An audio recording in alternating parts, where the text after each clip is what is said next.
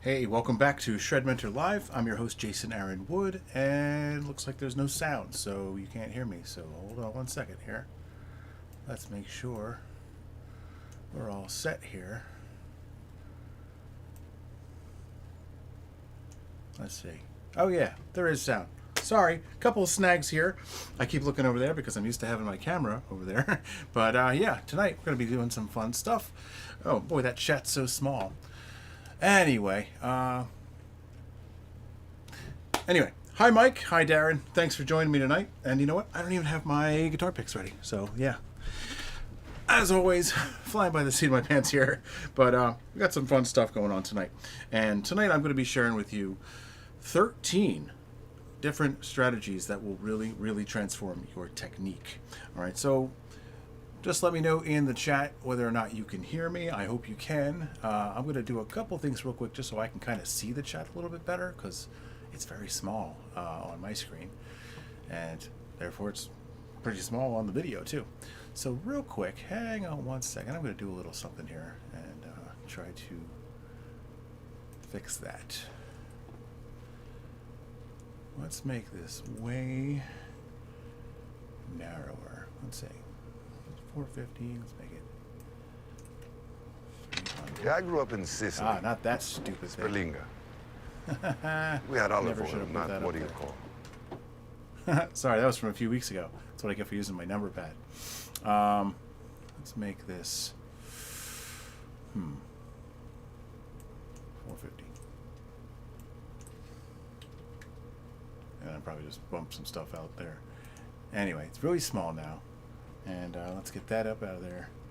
Sorry guys, I had to switch some things over because today is the first time using some different things here. Good, thank you Darren, thank you Mike, I appreciate that. Good, now we can kind of see what people are saying here on the screen just a little bit better. I think that's much better.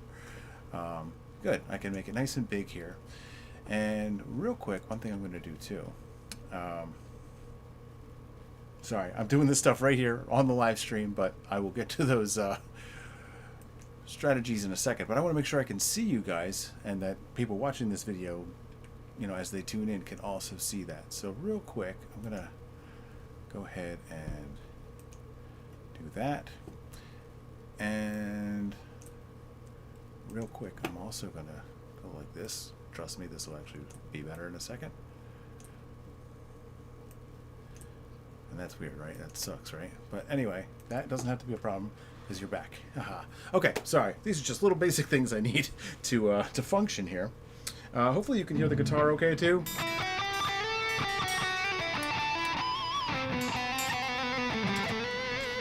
All right, I grabbed 10 string because why not?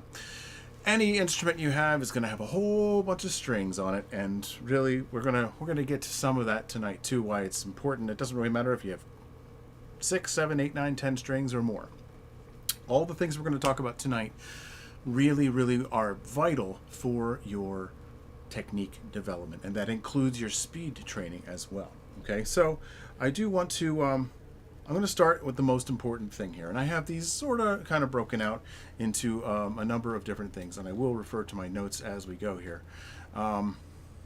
So the first one, it's a little bit of a strategy, but really it's just a thing that you need to do. And I think we're all probably guilty of not doing it, but you need to stretch because there's muscular development going on here. So I did a video, oh geez, at least 12 years ago now. It's still somewhere on the ShredMentor YouTube.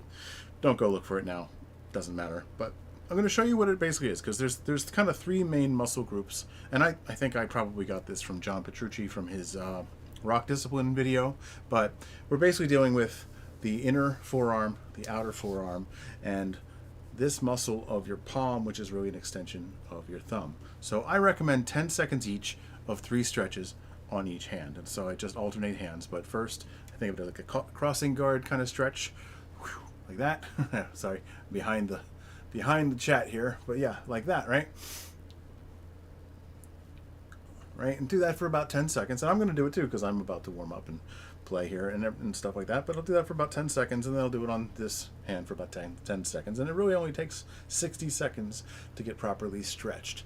If you live in a really cold place, or wherever you happen to be, if it's really cold, you might want to go a little more gently on this, and just don't go full in on stretches because cold muscles can injure you. But we're trying to avoid injuries.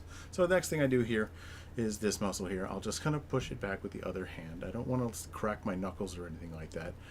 All right, and I didn't want to do that with the when I was doing that either. I'm not pulling back on my fingers so much. I just want to stretch the muscles of my hand all the way down the inner part of my forearm. All right, but here I just want to stretch this section here.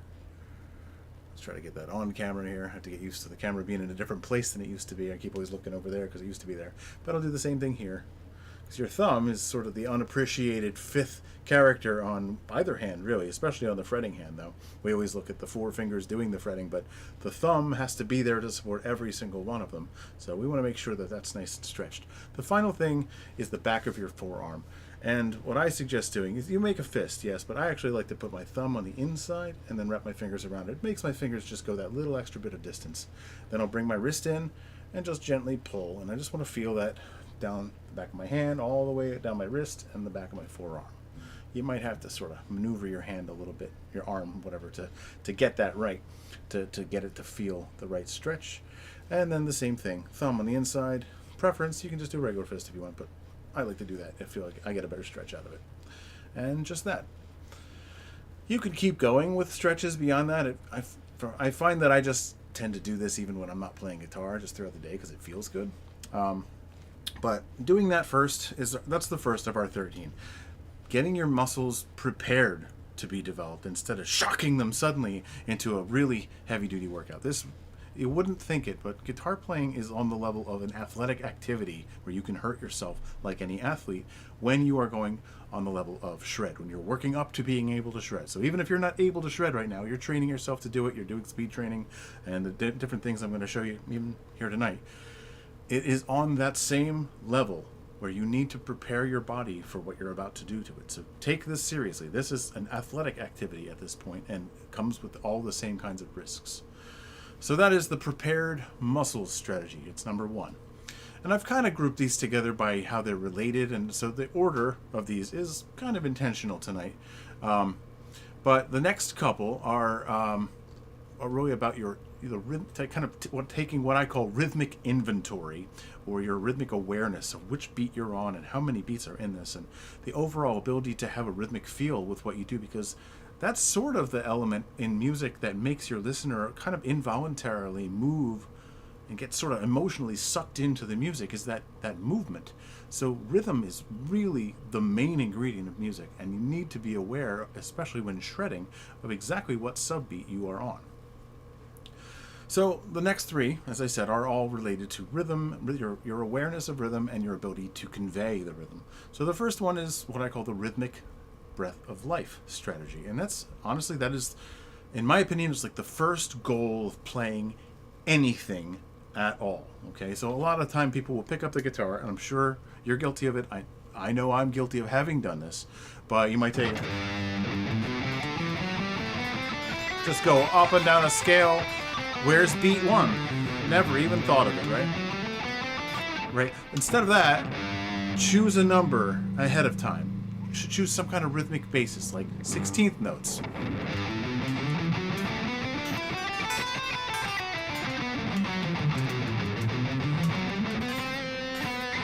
So that way, immediately, you can kind of hear what my music is supposed to feel like. Even though I'm just playing a scale, you can at least get the 1E and a 2E and a dun, dun, dun, dun, dun, dun, dun. That's something the listener can grab onto. That's something the listener can identify with, even though they might not know at all what it is they're hearing, but there's a regular thing happening. That accent is so important. So be accenting deliberately according to a specific criteria. ASAP with every single thing you play. So if you've tuned into this show before, you know I've talked about sequences. Here it is. Sequences. I got it back, guys. Yes. Okay. So I might take something like the sequence. Let's see, the 6-note zigzag. I'll just grab whatever. You take 6 notes, you play them up, then down, then up again. Don't come back down again. That makes 16 notes. It just, I chose it because it works really nicely within a particular common time signature. Common time, 4/4. All right. So if you just play it like that, though, it's lifeless. It's dull. It's just, it's not useful, right? But otherwise,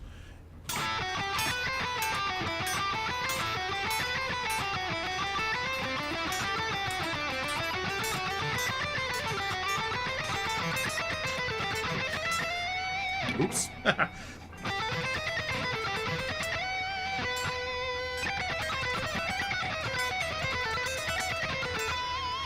All right. Hopefully you can hear my accenting. It goes a lot better when there's also some drums, but the drummer is not solely responsible for the rhythmic accenting and for the listener understanding what they're hearing and feeling.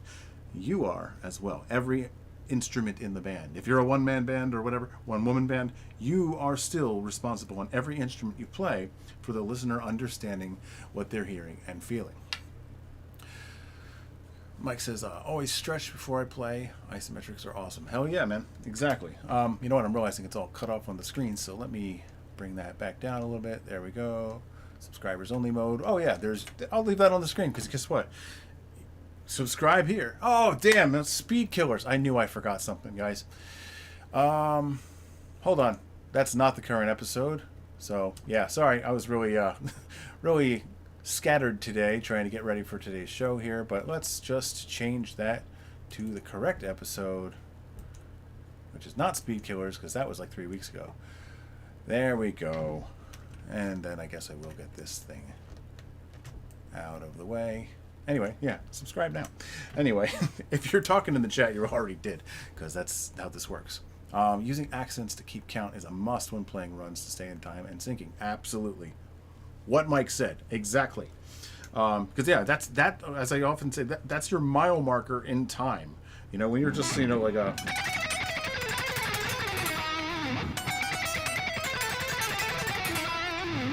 When you start running through, you know, long runs and different position shifts and stuff, if you're not clear about exactly where you were in that, you're going to get lost.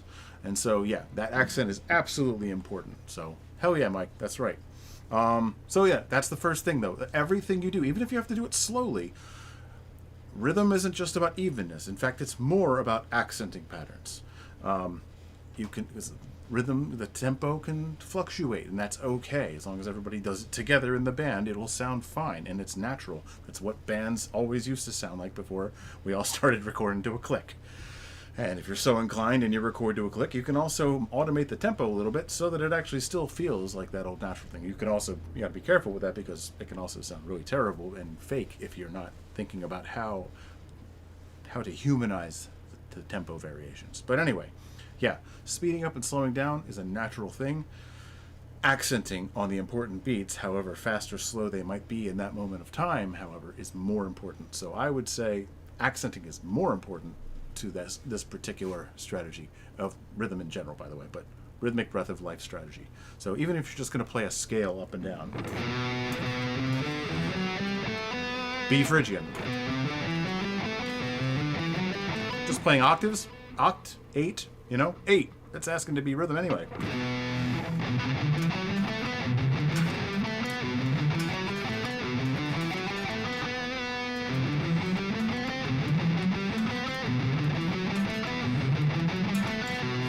Right? That way, even if you're just going to play the old chromatic exercises,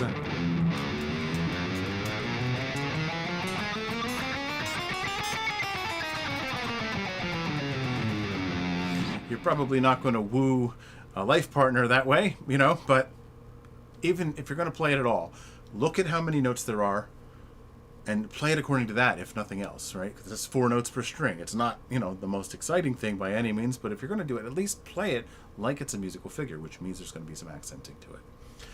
So that's the rhythmic breath of life strategy. That's the concept. The first and most important thing about everything you ever play is to try to bring that thing to life by giving it rhythm. And that's first through accenting, and then, of course, as close as you can, do something with, you know, steadiness as well, as close as you can.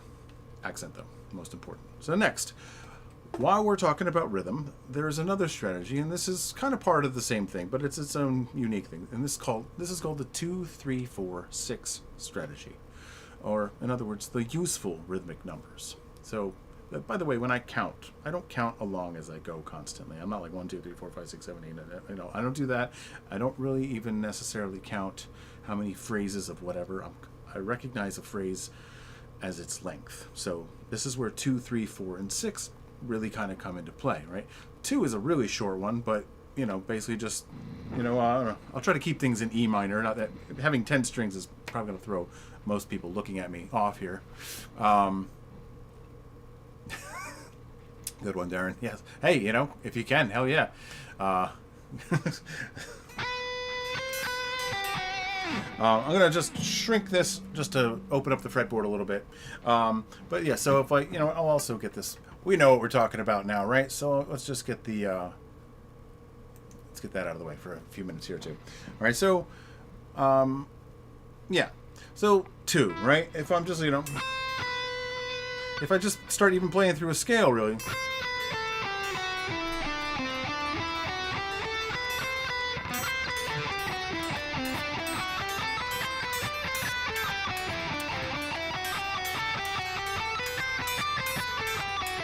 1, 2, 1, 2, 1, 2, 1, 2, 1, 2. That's what that should sound like. So this is part of your accenting, but it's also part of how you might also go about creating phrases as well. 2 is a little short, right? So I might do like take like a bunch of all the half steps in the harmonic minor scale, like the 6 and the 5, the 3 and the 2, the 1 and the raised 7, and then the next 6 and 5.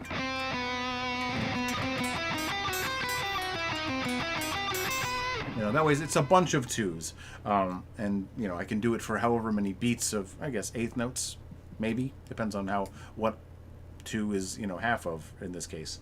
2 of these, let's pretend a quarter note is 1, then this would be 1/8 notes. It's probably the easiest way we can look at this. So let's look at it first as the different ways that we will subdivide a quarter note. All right, so we have a quarter note, that's 1. So within 1, 2, 3, 4, I could 1 and 2 and 3 and 4 and 1 and 2 and 3 and 4 and... Right, you could have something like that. Now, of course, you could also do 3 or triplets. So 1/8 note triplets in this case, if we're subdividing a quarter note. So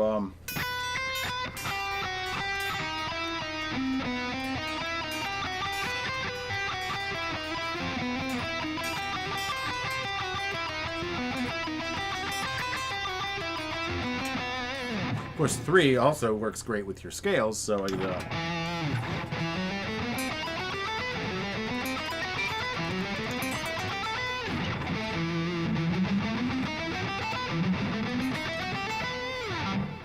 not part of the strategy, but a little bit of palm muting in selective places can also help to add a lot of your expression into it and kind of help you to accent the right notes in a particular way. So that's another way you can kind of do it, but ultimately 3. Okay, so next 4s. I can take anything I play and force these to be this accent, of course. So 4s will be your 16th notes coming from a quarter note.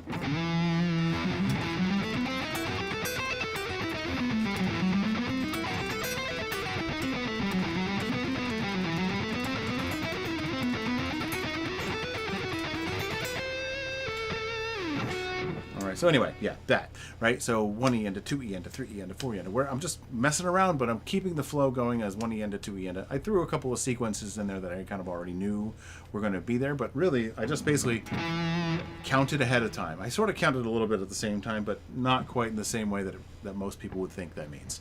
What I did is I counted 4 strings, because I know that makes it a multiple of 4.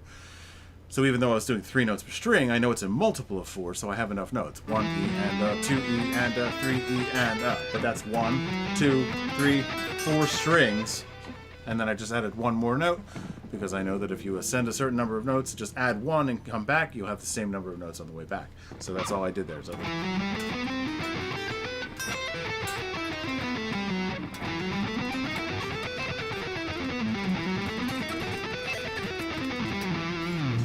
and then also the 6-note zigzag that I talked about earlier.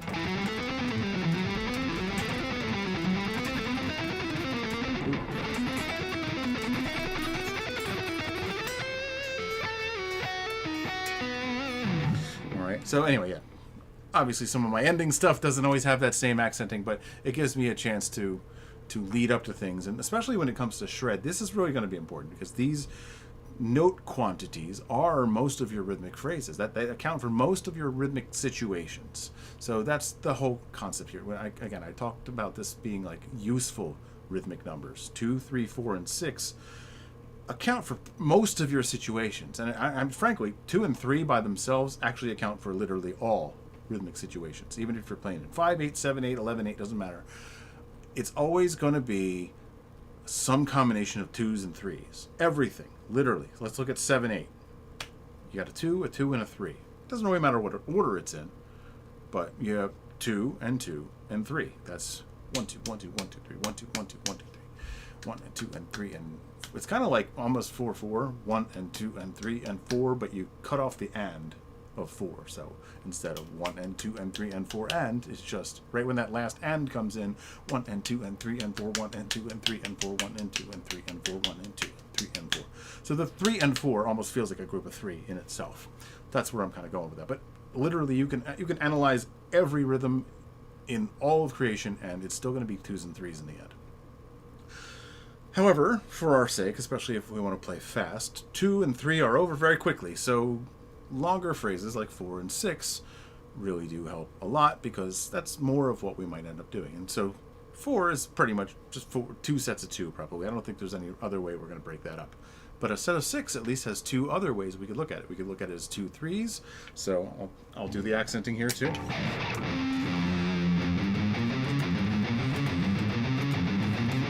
Right? One triplet, 2 triplet, 1 triplet, 2 triplet.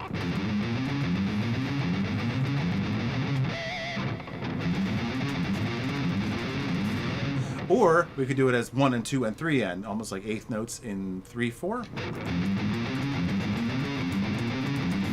Where if you start with a downstroke, like I almost always do, then all your downstrokes would get the accents. All right. So anyway, 6s though they're excellent for all of you Paul Gilbert fans will recognize this.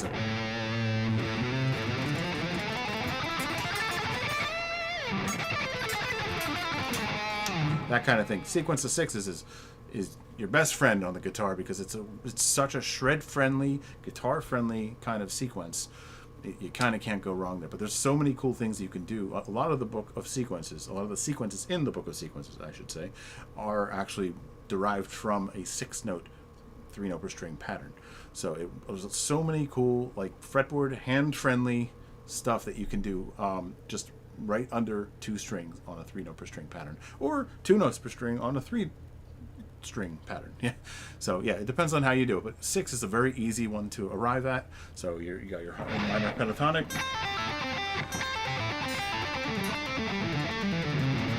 That kind of thing.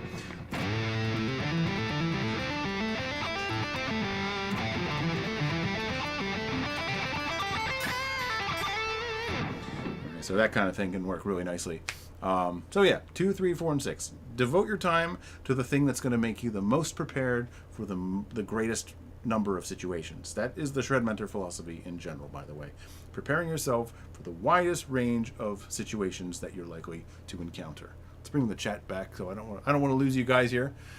Note to self. Oh yeah, sorry, saw that one already. Like, I also use accenting when changing strings to help with upstrokes and downstrokes so my pick doesn't get caught between strings. Good, yes. And I actually do that too, especially with any odd numbered pattern. So mostly triplets, because that's I mostly use 2, 3, 4, and 6 as my basis for what I'm going to do, even when I'm going to create phrases. But yeah, I think it's really important because that is the kind of rhythmic, that's part of the rhythmic inventory I was talking about too. So that's good stuff you got here, Mike. I appreciate that. That's totally what I'm talking about too, because I think it's important to count first. Walk through the whole pattern the first time and look at what that picking pattern, changing strings, is going to mean for you. So like when I deal with something like just whether it be triplets or whatever the accenting is, if it's something like 3 notes per string, as I go from 1, it's going to be a downstroke for the first 3. The first 3 will be down, up, down. And the next, assuming I don't economy pick, it'll be up, down, up on the next 3.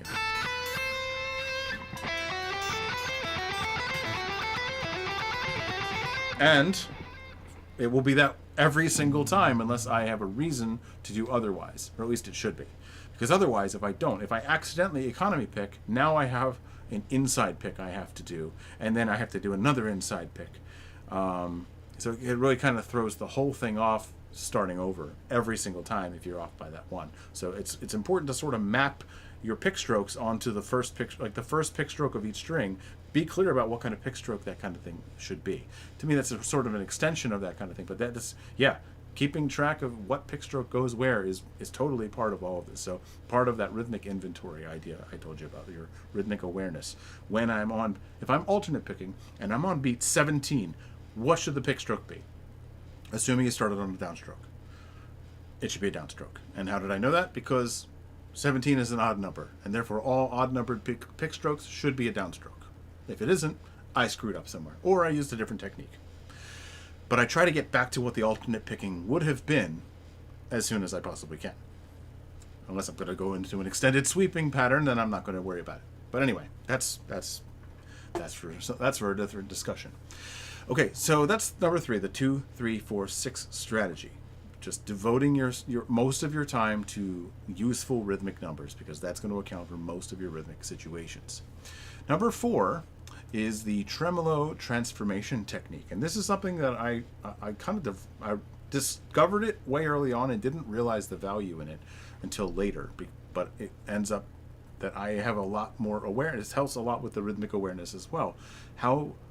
And that's actually your steadiness. The exact length of things gets a lot better by doing this. Okay, so I'm going to use the old,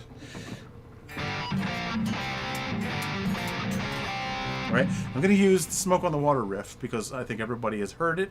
And here's the thing: this is a way to further subdivide it. I'm going to basically play this instead of that. Those are quarter notes, right? I'm going to do.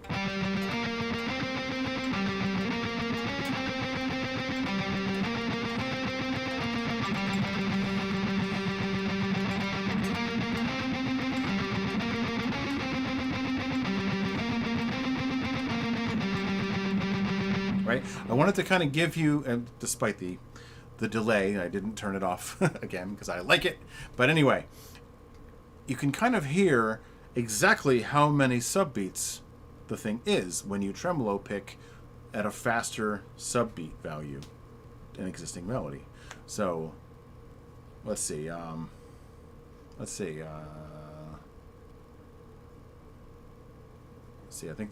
trying to think of, it could be kind of anything here, but certain melodies make themselves a little bit easier. So things that tremolo is a sort of way of adding a rhythmic texture to a sustained note. So like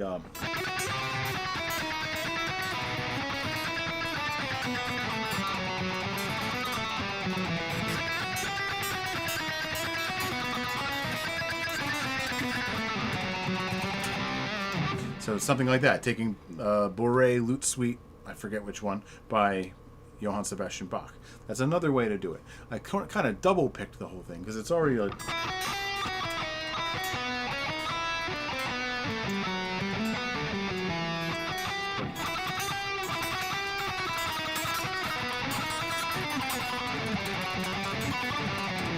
Right, something like that. It just kind of gives you a little bit of a clearer idea of how many subbeats each note is going to be held out for, and it's really good for your picking technique in general anyway. So that's another way. It's basically just transforming an existing melody into a tremolo picked version of itself. So you have to pick a faster subdivision, and really that's actually where you can get kind of creative with it, because I just went to the next faster subdivision on that last one. I kind of did that even with the Smoke on the Water riff in a way. Even though I subdivided it 4, I was subdividing the fastest thing in the riff. So it was like da da. So that means, right? So it means that the fastest thing in the existing melody gets doubled. So I did only go one subdivision faster with that riff as well. But I could have done the.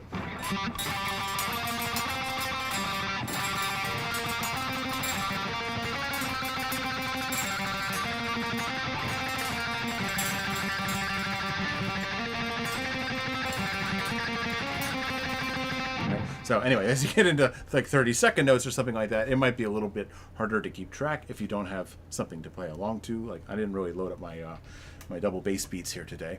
Let's see here real quick. I'm missing some stuff. Oh, it's not even. There we go. Sorry, I'll keep messing with the chat because this is just the YouTube chat now. I've gotten rid of. I no longer stream to Facebook and anything else. I got rid of Restream. I'm just doing YouTube at this point. So I had to get used to this chat because it doesn't behave the same on screen as I'm finding here. Catch up with the chat though. Let's see. Star and Spider chromatic exercises reminds me of Dave Mustaine. Even notes on a string, I use down picking, and off notes, I use upstrokes. Yep, that's okay. Yeah, it's your hand. This is one thing I say to people all the time. But your hand, your brain, you're the one that actually has to physically do it. So what's best for one person might not be best for other. As long as it's what makes you able to do it consistently, that is totally the best way to do it, in my opinion. So anyway, odd notes, right? So. Yeah, I mean, I tend to lead with a downstroke with alternate picking almost all the time, unless I have a very specific reason to do otherwise. So that's something we're going to come to soon too, by the way. But that kind of takes care of the rhythmic awareness, rhythmic inventory, and rhythmic feel stuff right there. It plays into other things as well, but I'll leave it at that for tonight. Number 5 is something called the continuity factor. Okay, and so this is honestly just basically putting a final note on the end of things, or playing the first note of what would have come next. So let's see.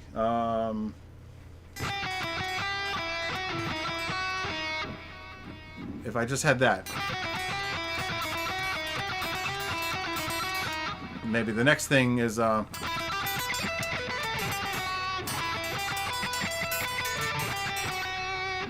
I might just come back to that E and go, while I practice the first part,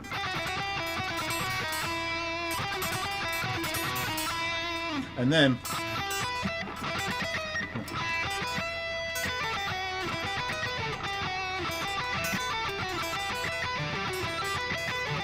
practice that part by itself, and then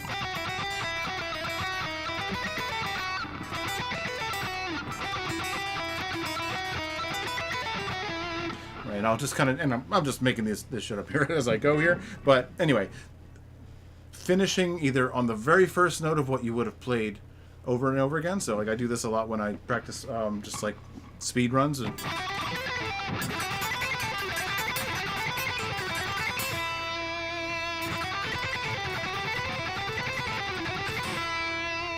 just to kind of, it's like punctuation on the end of your phrase, but it can also be the thing that prepares you for the transition into the next thing. And this is really important when it comes to your riffs and your solos, and when you're actually creating stuff that's going to go live one day, right? So whether it be live on the stage or just be released, being able to play it is going to come down to making sure that you can also not only play each phrase, but play the transition into the phrase. I kind of used to paint myself into a corner badly this way when I was first starting out with writing solos, all the way to the point where I was playing live with Todas Bonnet and everything, and I discovered the painful way on stage.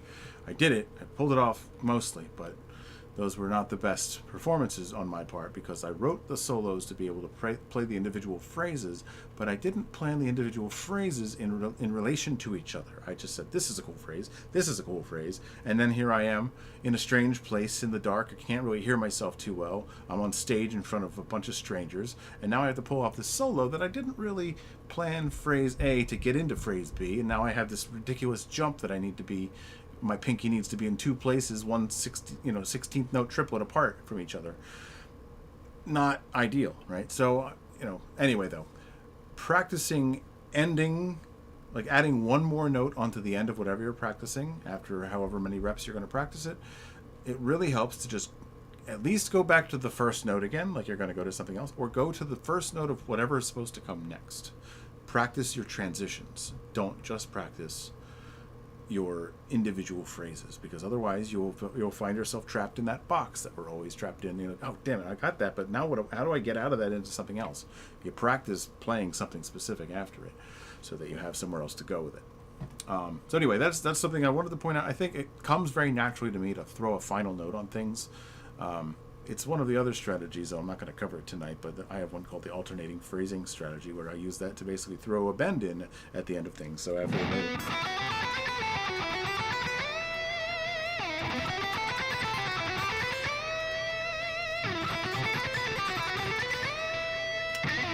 right, and I'll kind of throw a bend in as my final note. That way I also get some bending practice in, and I have to actually perform my bends without the luxury of being like, all right, I'd love to go from this angle, and you know, I don't have all that, the luxury of the preparation time.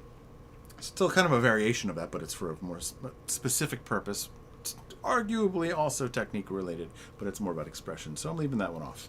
It's not on the list tonight, at least. Not part of our 13, but consider it maybe a partial bonus there, because I just told you about it and told you what it was and why you would use it. So anyway, the real number 6, though, this is where we start to get into speed training, and this is the thing that changed my playing forever. So listen up, people. If you're looking to speed up your playing, pay attention to this. Okay, number 6 is the 3 speeds strategy. Okay, now we've all heard probably about 1 million people in our lives tell us that if you want to learn how to play fast, you got to start slow and then speed up. That's what everybody says, right? So it must be true, right? No, not quite. It's not true if you leave off the ending. The ending is that you should slow back down again. And that is the important piece that's missing from the big game of telephone. Oh man, what happened to my screen changer? Anyway, sorry. Distracted a second. Anyway, though, you don't just start slow and then speed up. And here is why. If you start slow and then only speed up, what happens to your playing when you're playing at your absolute fastest? It becomes sloppy and pretty bad. So what you're sort of doing is working up to the absolute sloppiest version of your playing and then being like, that was good, next. And that is not what you want to be. It's not what you're trying to prepare for. Control happens at lower speeds. You're going to be at your least amount of control playing at your absolute fastest. You need to get up there and experience it, but you also need to gradually come back down. So let's say you start at 80 BPM and you work your way up on something, you know, like guitar practice tools. Let's jump over to guitar practice tools for a second. Where do we have that? Well, I'm right over top of it this time. Haha. Anyway, sorry, the chat's all screwed up. I'll sort this thing out later. But all right, we go over here and you have something. Whoops, that's not the right page. That. So something like your beats. Okay, you start at 80 BPM, and then you gradually go one speed and one speed and one speed. And let's say you top off at like 160. Okay. If you stop there, you're still going to be at a lot sloppier. But every speed on the way up, going from 80 to 90, oh, that's a little harder. Oh, that's a little harder at 100. 110, oh, that's a little harder. Oh, that's a little harder. Every time. Okay, so by the time you reach like 120, 130, oh yeah, that's a little harder than what you just did. But then you keep going until you absolutely just fall apart, can't hold it together. Let's say you can barely play one time at 160. Well, I don't know, 16th notes, whatever. Your speed is personal to you and the particular skill that you're doing, right? But let's say 130 was our we still had control, but it was, you know, tiring, and you could really feel it in your muscles and stuff. When you first hit 130, it's faster and harder than the last thing you did. But then you go through 140, then 150, and then you get a taste of 160, and that's not happening for long. And then you bring it back down, 150. Now 150 is easier than the last thing you did, and 140 is even easier than that, and 130 is even easier than that. And now you just got to experience harder things, and 130 isn't as hard as it seemed on the way up. And that is the point when you still had control. So you work your way back down, and you want to keep drilling that at 130 a bunch of times. So 4 or more sets of reps just there, okay? You can get one good satisfactory set of reps at each speed on the way up, but once you come back to that sweet spot where you have control again, do a whole bunch of them. That is the 3-speed strategy in a nutshell, but it's missing the most important ingredient, control. because what good is speed if it's sloppy as shit? No one wants to hear that. It might be fun and, you know, high energy and whatever, you mask it in distortion. Yeah. You know what's more impressive? Playing really well with control and fast. Speed with control is impressive. Speed without it, not so much. So this is the control part. So whenever anyone says, you just start slow and speed up, correct them and say, and then slow back down again. Tell them ShredMentor sent you. No, but that seriously, that transformed my playing in 6 months. And there's going to be a video about that specifically, where I talk about that in probably the next month or two. I have a lot of videos that I'm going to be making, and the ShredMentor YouTube is about to transform in a pretty big way, actually. But anyway, let's get back to the main screen here. Am I missing anything? I've been using the Troy Grady upstroke, downstroke escape technique. It's how I got the odd notes on a string. Use upstrokes and then even use downstrokes.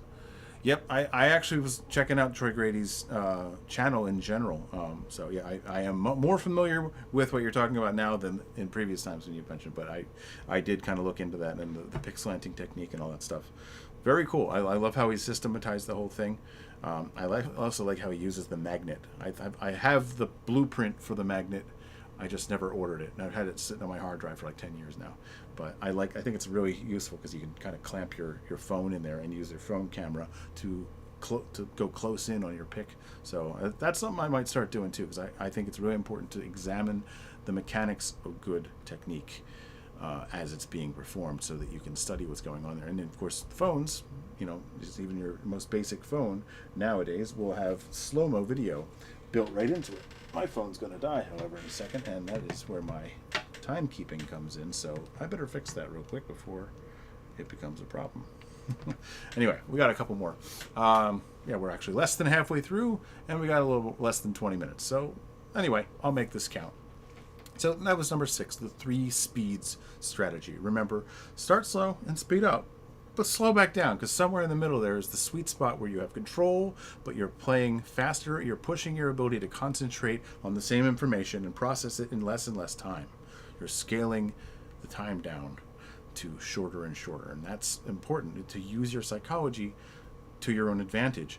Every time you get faster, it's harder than the last speed, but as you get slower, it's easier. So as you pass by the same speed again on the way down, it's just a lot easier. And that is how you build speed, because that whole climb and descent again is going to move itself up over time from doing that. And it doesn't have to take a long time either. I'm talking months, not years. So just do it. That's the point.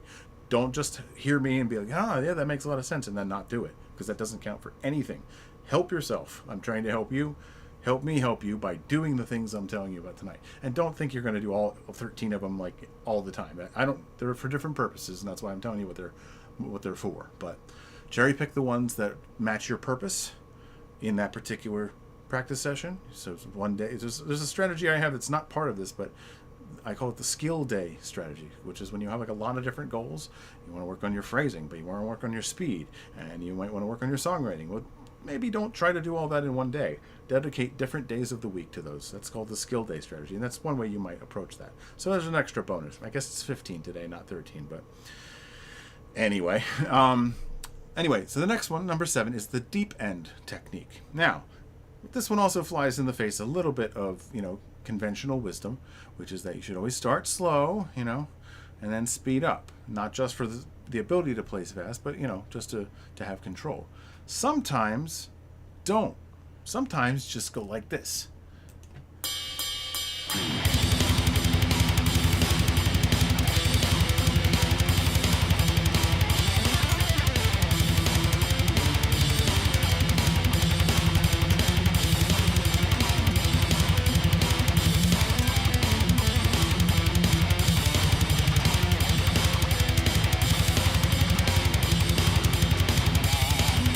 Or whatever, Jump in at a high speed on purpose, and this is why it's called the deep end. It's like just being thrown in the deep end of a pool. Sink or swim. Just get in there, do whatever you can to keep up at that speed. I started with tremolo picking and with palm muting, so I can at least, hear myself go. In fact, you probably couldn't hear me too well against the actual beat that time, because I couldn't either. Anyway, though, that's basically the idea of the deep end technique in a nutshell. It's just don't always start slow. Sometimes just crank that damn BPM way up, start at a really fast one, and you're going to find the energy level that with which you approach your practice session is going to be higher. You might not be able to maintain that BPM throughout your entire session, but it's a great way to warm up. So if nothing else, it's a very good place to start, and I usually do that. I'll just turn on a fairly fast tempo, and I don't worry about, oh, that's too fast. Like, I know that it can easily become a thing that deters you from going for those fast ones. Like, oh, that's a little fast to start off on. No, bullshit. That's exactly why you should pick it today. Don't always do it, but sometimes do it. Once in a while, just purposely throwing yourself in the deep end, diving in there, and seeing what you can make happen at that speed. It's actually a very good tool in your hands if you use it that way. So I was able to purposely grab things that were in my, like, what can I recall now? So I threw in a couple of sequences.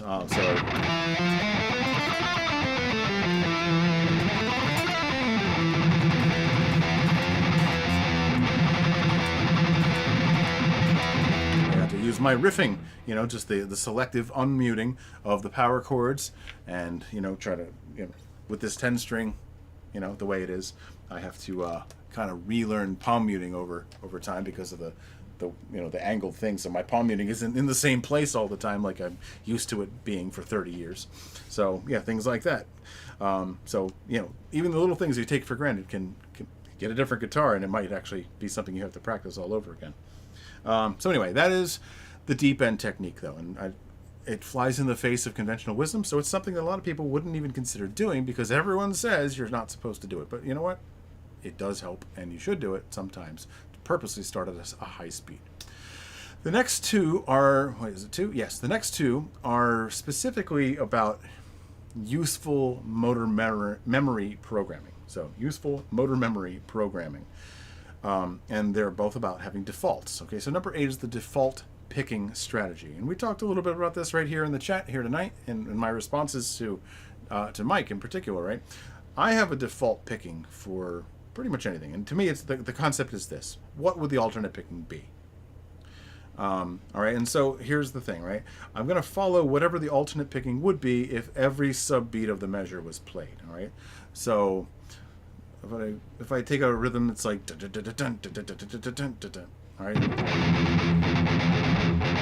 all right, I don't have to stop and think about what the picking should be. And let's get rid of that delay. I don't know if the person who asked about delay a couple weeks ago is watching, but you'll be glad it's gone. Right, something like that. My hand is off the screen, so I'll just bring the guitar up a little bit.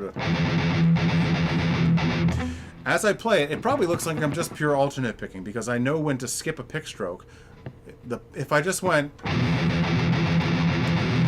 there would be no question about what pick stroke would be what. I'm going to start with a downstroke by default almost all the time. I don't have a good reason to do otherwise. A good reason might be if I come in on beat 2 with the second subbeat when it would have been an upstroke if I had normally started on a downstroke on beat 1. So if I have a rest on the first 16th note of the measure, that's a good reason in my book to start on an upstroke because I want to keep the same movements. I don't want to have to like. All right, the thing is, you can play really well even if you haven't gotten that that holy grail of well-rounded playing that everyone seems to over-prioritize. You can be playing cool things right now within even what limited technique you have. If you can do certain things really well, you'll be fine. So the concept here is if you just maintain a default picking that you can use for the broadest range of things, alternate picking, then you can do pretty much anything. So to me, yeah, alternate picking is the default picking anyway. So I basically look at anything if it has any rhythmic variation in it. I will look at what the alternate picking would have been so that when I come back in on the picking, it's where I would have been in the alternate picking anyway. So here, I'll use an example of the when I use the multiple octave Hiro Joshi. Okay, I'm just going to start on the 6th string. I know I have 4 extra strings here tonight, but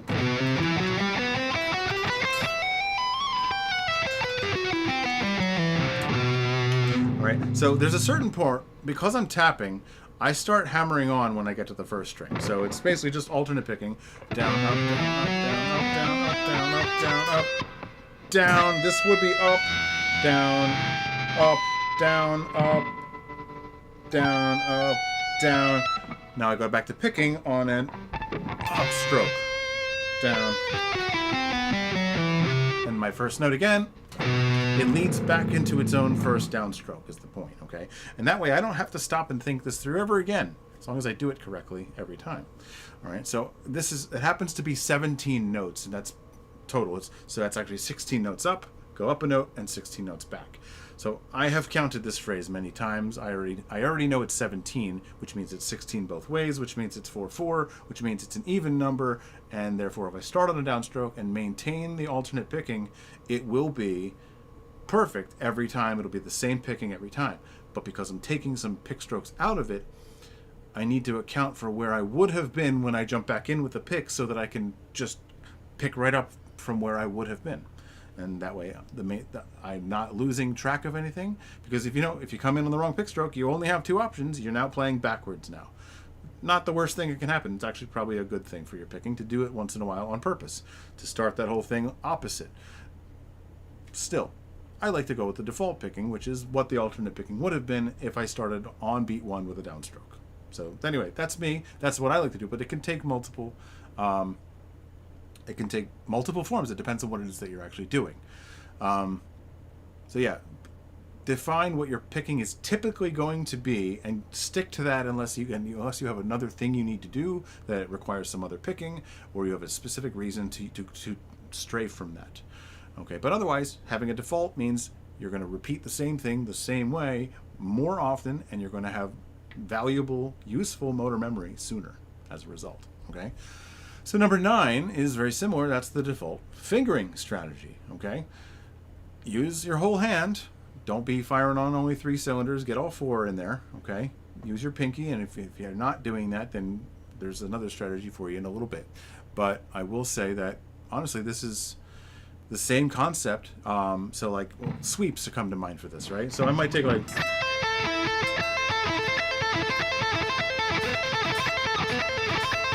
all right, that's pretty much how I'm going to pick this. This is how I'm going to fret it all the time. Pinky, index, middle, and I'm going to jump over a string and up to a different fret with the first finger again.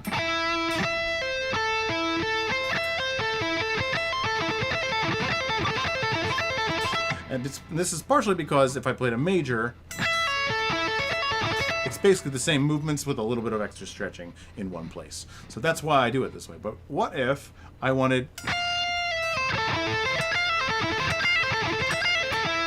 I need to be able to go from my default picking, and if I need to reach an additional note, then the next finger over is going to have to pick up the slack and do what the other finger would have done. It's going to be doing the pinky's job now, because I need the pinky for something else, so now my ring finger has to take over.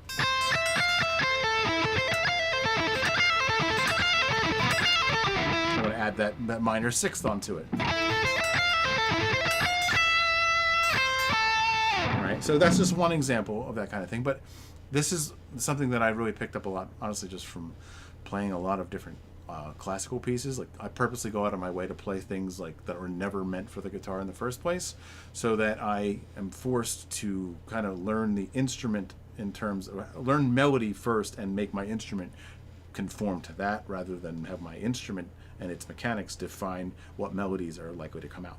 So it's given me a lot of new motor memory that I never would have had, because of the fact that it was never based on the guitar or had the guitar in mind ever.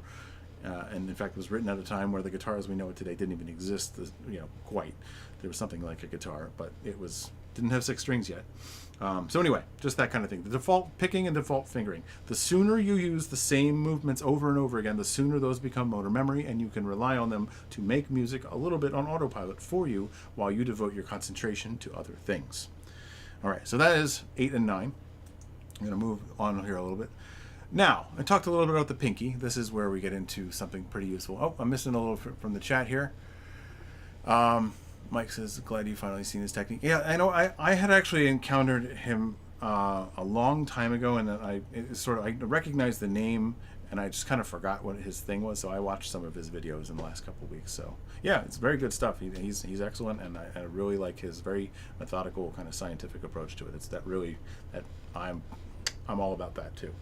I'm all about results, and to me, a repeatable result is the best kind. So that's what I think we're all looking for too. So I've learned so many things from you in the past year. I can't emphasize enough. Thank you for everything you've done on your channels. Greatly appreciate it. Thank you. That means a lot to me too. And thank you for being here and subscribing to this channel, because I've been meaning to shout this from the rooftops for a good 15, 20 years now. So this helps. The more people that come, the more I can help you, and I'm so glad to know that the things that I've been talking about here have been helpful to you. So that makes my day. That's why I do this. All right, so the next thing, okay, when it comes to, this is also good for any fingers that are maybe not pulling their weight yet, you know, your pinky probably. This is the targeted finger combination strategy, okay? And this is honestly how I got my pinky to sort of catch up and do even probably more than the other 3 fingers, because all of the notes you have to stretch to, your pinky has to do it. So the concept is basically dealing with 2-finger and 3-finger combinations. And it might seem like there's so many of them, but really, there's an easy way, okay? All the 2-finger combinations, ready? 1 and 2, 1 and 3, 1 and 4. So just do finger 1 and the other 3 options, all right? 1 and 2, 1 and 3, 1 and 4.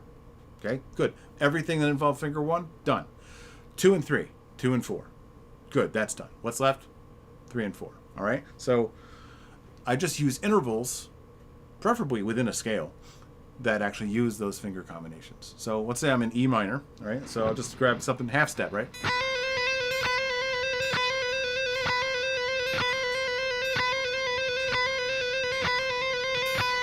All of my half steps, adjacent fingers, right? I'll try to do a trill with a half step, and I want them to sound the same. That's sort of that's my litmus test. So just...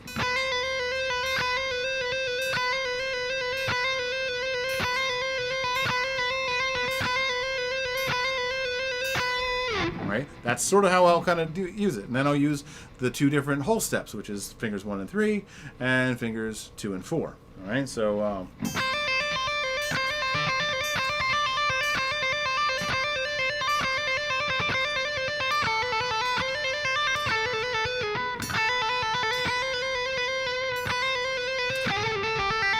I'm trying to turn it into an exercise already, because my mind, I get bored. All right, but anyway, yeah, just...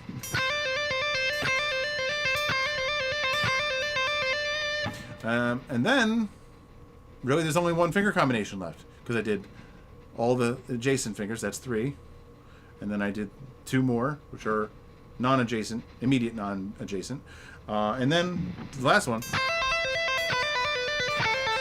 And that's where I'll just do thirds out the ass, just all over the place. So lots and lots and lots of trills with fingers 1 and 4.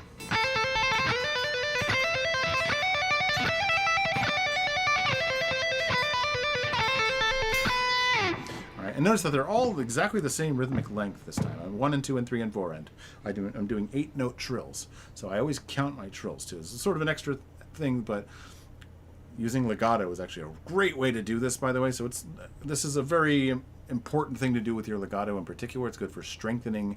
It's for strength and endurance of your hands. So how many phrases you can get at, rather than just how many hammer-ons and pull-offs. Because if I just... Right? That happened to be... I basically did 4 sets of 8 there, so it was 30. There was 33 notes just now. But that would be really hard to keep track of if I wasn't actually counting phrases. And so this can kind of help you to measure your endurance over time by doing this.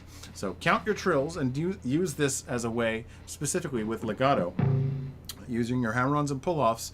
This is your fretting technique isolated. So that's a great way to do this. So we still have 3 more, and so even though it's already 9, I'm going to keep going. I hope you are all going to stay here and hear me out on this, because these are also very important, and they're getting differently important. All right, so the next one here, okay, by the way, that's called the targeted finger combination strategy that I just talked about. Okay, so you're targeting specific finger combinations. Oh, and I mentioned 3-finger scale patterns. You basically have 4 of them. Okay, 1 2 3, 2 3 4, 1 2 4, and 1 3 4. That's pretty much it. You only have 4 fingers. So I hope you weren't expecting a lot of combinations. But to me, there's only a couple combinations of each. There's 6 different combinations of 2 fingers, and there's 4 combinations of 3 fingers. And then there's just 1 combination of all 4 fingers. So I guess there's 11 different finger combinations total, because 1 finger isn't a combination. So I don't really need to deal with any single finger combinations. So 2s, 3s, and 4s, and then you're out of fingers unless you're a mutant, and then you should write your own book. Anyway, consistency is our next topic, and that's going to kind of take us through, well, I guess just one more. So number 11, strategy number 11 is something I call the power of 8. And this might raise the bar for you a little bit. I don't do this all the time. I just like to make sure that I can. But basically being able to do 8 repetitions without mistakes. Okay, and that might be setting the bar a little high, higher than you might have it, or maybe not. And if that's the case, if it's not, good for you for doing that. But even still, I think that's, I mean, whether you're practicing riffs or just one, or like a lick or a speed exercise, being able to play it through 8 complete times, or even a whole song, by the way, it's good for band practice when you're at your rehearsals. Be able to get through the same song 8 times without mistakes, you guys are going to be doing pretty good. Okay.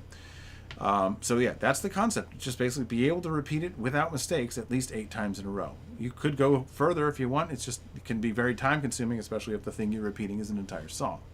But if you're going for consistency and absolute maximum quality of performance, that is definitely the way to do it. I think 8 is probably a good enough kind of level for things. That said, as I go through the speed levels and the 3 speed strategy, I usually only do 4 reps, but sometimes I do more. But anyway, that's one concept of just, you know what, if I can repeat this without mistakes 8 times, I think I'm doing pretty damn good. So you try that try applying that in your practice. The next one is actually more about getting a little bit more attention to detail, more nuance. And this is called the hands separate strategy. And this is actually really, it doesn't have to be later on. This is actually something that probably helps a lot earlier on, is to practice the hands movements separately. So I grabbed this sweep arpeggio. I'll use a sweep because it's a common thing where it's needed.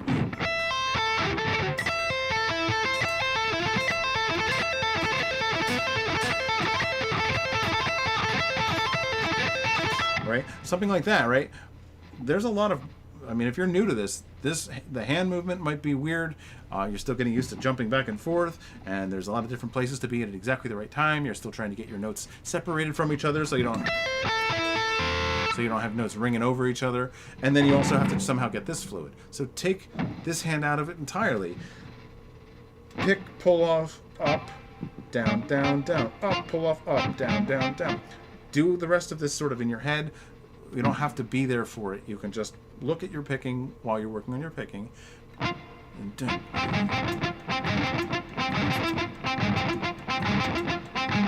That's the picking. So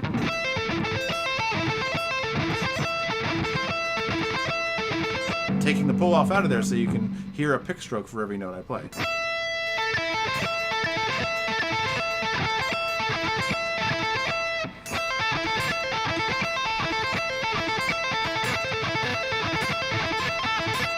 So then I would take this hand out of it. You don't even need the sound in it, just walk through the movements a bunch of times so you can be clear and make sure you're doing the same movement every time, or else you're going to just keep confusing yourself. If you keep switching fingers every other time you do it, you're just going to cause yourself to second guess yourself, and you're going to not cement that motor memory as soon. So this allows you to pay much more attention to the individual hand by walking through the movements of what it needs to do separately first. This is actually something that's popular already with piano players, just learning this hand separate and then learning this hand separate and then playing them together makes it a lot easier to synchronize the individual movements than to just jump in and try to struggle through both hands as a fresh piece without having to do it. The same thing applies to guitar. We have to use both our hands in different ways, and we have to synchronize those movements too. So this applies just as much to guitar, and so if anything is giving you a hard time, don't forget to separate the hand movements. The hands separate strategy. All right, that's number 12. And the final one is the combined skills strategy. Okay, that is basically it's cut off on my email. I wrote this down and emailed it to myself, but where the hell is it? The combined skills strategy. That's the one. Okay, so yeah, sorry. I rewrote it and reordered it, so I had to find it in the old list. So, yeah, so this is kind of a good place to end anyway. But the combined skills strategy is to specifically go out of your way to combine different techniques together. Kind of what I said earlier about finishing the transition of the phrase, always playing the first note after the first phrase, as whatever you're going to go into in the next phrase. The same thing applies here, but like, what if I want to practice alternate picking scales and sweep arpeggios? So there we go.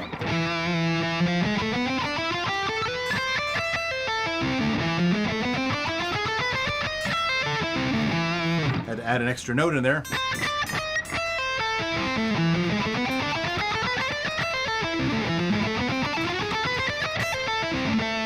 Or, let's see.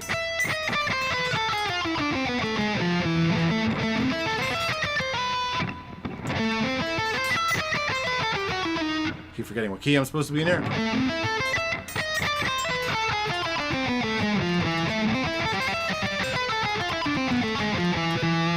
Alright, so there's two different ways of either ascending the scale and descending the sweep, or ascending the sweep and descending the scale. All right, so that's one just very basic kind of arbitrary example of it. Notice that it still had a rhythmic basis of triplets, 1 2 3 1 2 3 1 2 3 1. I don't know how many beats of triplets, but it was still triplets the entire time. Purposely combining different skills means that you're going to be opening the door to be able to actually use them together later, because you'll have as many different ways as you were ever able to come up with to purposely practice them together. So sweeping with tapping. Honestly, here's an idea. Write down every single guitar technique that you can on a piece of paper and cut them all up into little things, into little pieces, so each technique is on a different piece, and just scatter them around on the floor or the table or whatever, and then just start grabbing two of them. And there, okay, yeah. How might I do that? And I don't know, who knows what's going to come up, right? Pinch harmonics and tapping. That's going to be hard. So you're going to need to pick in your hand while you do all the tapping, and then, who knows? Just grab whatever, though. It's a nice way to sort of randomize things. Maybe I'll just make a tool on the Guitar Practice Tools, website for that, just to list techniques and then purposely combine them in a weird way. I think I might have even already had a tool like that. But anyway, that being said, that's 13 different strategies to help you radically transform your technique, as long as you do apply them. Don't just listen to me and be like, aha, cool, and then go back to doing exactly the same thing the exact same way. Whatever's working for you, keep doing it, but see if you can modify it in one of these 13 ways. It depends on, again, what the goal is. This isn't something you do all 13 of these from now on for everything, because these are different strategies for different purposes. A strategy is not just a tactic. It is a series of different actions meant to work together. Okay, and that is what this is. That's the big difference.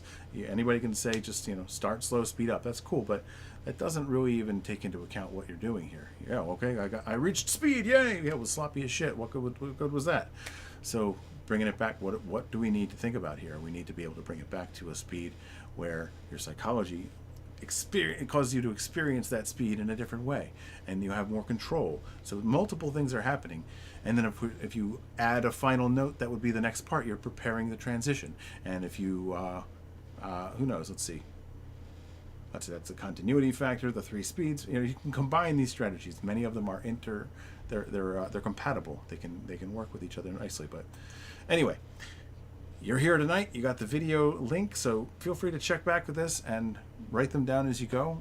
Try these things out in your practice, though. I can't stress it enough. It's really important. And of course, having the right tools for the job always helps. So of course, don't forget about Guitar Practice Tools right over there. Anyway, that's it for tonight. GuitarPracticeTools.com if you want to get a 30-day free trial of this and have complete access to it for a whole month. And this is the key to using, especially the 3-speed strategy, by the way. You can use a metronome, but let's face it, it's just not as good as computer perfect, metal as hell drum beats. And backing tracks, and drones, and loads of different fretboard diagrams and different tools to challenge your creativity and your ability to combine different skills and different concepts together as well. So it's all there.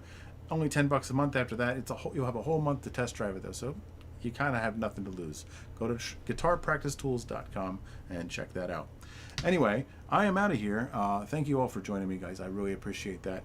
I am going to work on some of these other little rough things about, you know, the chat being different sizes and stuff like that.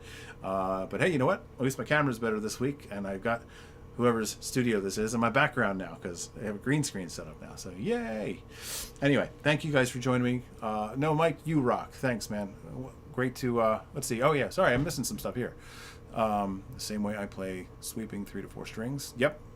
To me, that's the best way to do it. It would be cool if you did a lesson combining alternate picking, sweeps, economy, pull off, legato. Okay. Let me. I'm gonna screenshot that.